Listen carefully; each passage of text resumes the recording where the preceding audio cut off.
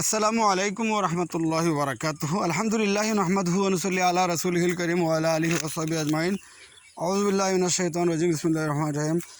চলার পথে হঠাৎ একটা দৃশ্য চোখের সামনে পড়লো, তাই আপনাদের কাছে শেয়ার করলাম। দেখুন, এই জমি একসময় কাদা থাকে।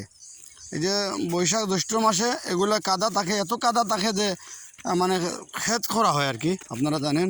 কিন্তু এই জমিটা এই খরার মৌসুমে কী হয়েছে দেখুন, সুবহানাল্লাহ বিহামদি সুবহানাল্লাহিল আযীম।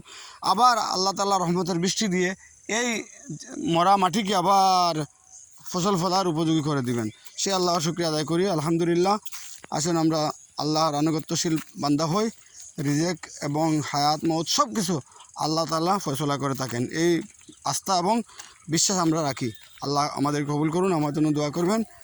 শারীরিকভাবে বেশ কষ্টের মধ্যে আছি, আল্লাহ যেন উদ্ধার করেন, আমিন।